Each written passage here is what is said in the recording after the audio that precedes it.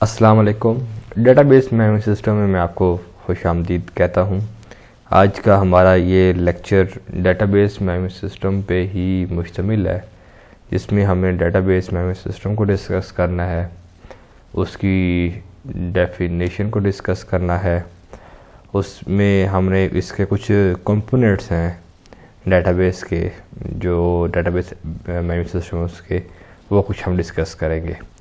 तो चलते हैं, सबसे पहले डेटाबेस मैनेजमेंट सिस्टम की डेफिनेशन को डिस्कस कर लेते हैं कि collection of program that are used to create and maintain a database. कि डेटाबेस मैनेजमेंट सिस्टम एक ऐसा मैनेजमेंट सिस्टम टूल है जिस पे हम डिफरेंट डेटाबेसेस को क्रिएट करते हैं। इसमें हमारे पास बहुत सारी डेटाबेस मैनेजमेंट सिस्टम के जो टूल्स हैं हमारे पास यूज़ हो रहे होते हैं, जिसमें एसक्यूएल भी है, माइक्रोसॉफ्ट का एसक्यूएल है, माई पीएचपी के नाम से है, माई एसक्यूएल के नाम से भी है। इस तरह बहुत सारे हमारे पास लिनक्स के भी हैं डेटाबेस मैनेजमेंट टूल। तो ये सारे जितने भी टूल्स मैंने अभी जिक्र किए हैं, ये सारे टूल्स हमारे पास किसी भी किस्म की डेटाबेस को क्रिएट करने के लिए यूज़ होते हैं।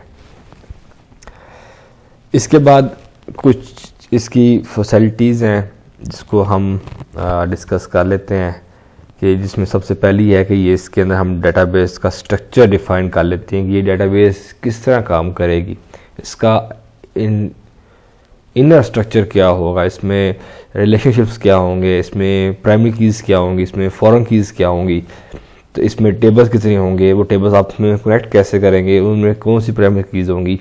तो उसका एक स्ट्रक्चर बड़ा वाज़ेह हो जाता है। फिर इसमें आ जाता है कि store data on some storage medium, कि आप इसका डाटा जो है ना कहीं पे अपने पास सेव कर रहे होते हैं। उसके बाद इसमें एक सबसे जो मेन जो है वो सबका एक ही होता है, जिसमें insert, delete, update, retrieve, specific data, आप किसी भी स्पेसिफिक डाटा के रिकॉर्ड को आप जनरेट कर लेते हैं रिपोर्ट्स के लिए। तो ये इसकी मैनेजमेंट टूल जो है हमारे पास DBMS डेटाबेस मैनेजमेंट सिस्टम जो है उसको, उसके लिए चीज़ें हमारे पास यूज़ होती हैं, जिसमें हम इंसर्ट, डिलीट और रिट्रीव डाटा कर सकते हैं। अब आ जाते हैं इसके कुछ कंपोनेंट्स हैं। कंपोनेंट्स को हम जस्ट डिस्कस कर लेंगे। डेफिनेशंस आपको इंटरनेट पर भी मिल जाएंगी और बुक्स के अंदर भी हैं, आप उसमें भी पढ़ सकते हैं। तो सबसे पहले इसमें है वो है रिपोजिटरी के डाटा की डेफिनेशन, डाटा रिलेशनशिप, आउटसाइड और रिपोर्ट्स फॉर्मेट। आप इसके अंदर आराम से कर सकते हैं, इस मैनेजमेंट टूल में आप बड़े इजीली ये काम कर सकते हैं कि आप रिलेशनशिप डिफाइन कर लेते हैं, डाटा की डेफिनेशन डिफाइन कर लेते हैं। ये डाटा है, ये स्टूडेंट का डाटा है, ये डाटा जो टीचर का डाटा है, ये डाटा एम्प्लॉयज़ का डाटा है, ये डाटा हमारे पास आउटसाइडर्स का डाटा है। तो उस डाटा की डेफिनेशन को हम डिफाइन कर लेते हैं। उनकी आपस में अगर कोई हमने ज्वाइनिंग करनी है, कि अगर एक टेबल हमने बनाया है स्टूडेंट का और एक टेबल बनाया है टीचर का, तो उसके अंदर हमने उसका किस तरह लिंक करवाना है, किस रिलेशनशिप पे हमने उसको आपस में जोड़ना है। उसके बाद हमारे पास आ जाता है डेटाबेस मैनेजमेंट सिस्टम। वो मैंने आपको बताया कि collection of program data used to create और मेंटेन सॉफ्टवेयर या डेटाबेस, कि एक ऐसा एप्लीकेशन सॉफ्टवेयर होता है जिससे के ज़रिए आप जो है ना डेटाबेस को मेंटेन और क्रिएट कर लेते हैं। डेटाबेस क्योंकि हम पीछे टॉपिक जो लास्ट लेक्चर था उसमें हम डिस्कस करके आए कि डेटाबेस जिसके अंदर हम डिफरेंट किसी भी टाइप की डेटाबेस क्रिएट करते हैं, उसके अंदर हम डिफरेंट टेबल्स बना के हम उसमें डाटा को सेव कर लेते हैं। उसके बाद हमारे पास आगे है वो है एप्लीकेशन प्रोग्राम, कि ये जो एप्लीकेशन प्रोग्राम होते हैं जिनको हम एप्लीकेशन प्रोग्राम कहते हैं, एट द एंड ये एप्लीकेशन प्रोग्राम जिसमें हम डेटाबेस को क्रिएट करते हैं, जिसमें मैंने आपको कुछ एग्जांपल्स स्टार्ट में दी थी कि माई एसक्यूएल है, एसक्यूएल सर्वर माइक्रोसॉफ्ट का है, माई पीएचपी के नाम से भी है। तो ये डिफरेंट एप्लीकेशन प्रोग्राम है जो यूज़ हो रहे हैं।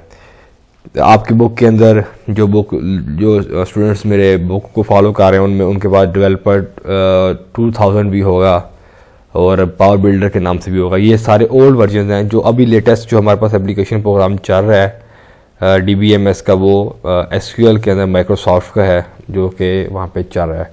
उसके बाद यूज़र इंटरफेसेस इसके इस इन्वायरमेंट में आ जाते हैं जिसमें हमारे पास 3 चीज़ें हैं, फॉर्म, मेन्यूज़ और रिपोर्ट्स।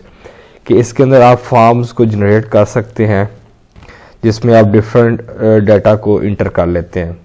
इसमें आपका यूज़र इंटरफेस है तो इसमें आपका मेन्यूज़ वगैरह होंगे जिसमें डिफरेंट फीचर्स होंगे, आप उसको एक्सप्लोर कर लेंगे। उसके बाद हमारे पास आ जाता है रिपोर्ट्स के, हम जो डाटा हमने अपने डेटाबेस में सेव किया है तो उसको हम डिफरेंट रिपोर्ट्स के अंदर अपने पास शो करवा सकते हैं। उसके बाद हमारे पास आ जाता है डाटा एडमिनिस्ट्रेटर। कि डाटा एडमिनिस्ट्रेटर वो लोग होते हैं जो इस डेटाबेस को एडमिन साइड पे कंट्रोल कर रहे होते हैं। उसके बाद हमारे पास आ जाता है सिस्टम एनालिसिस और एप्लीकेशन प्रोग्रामर।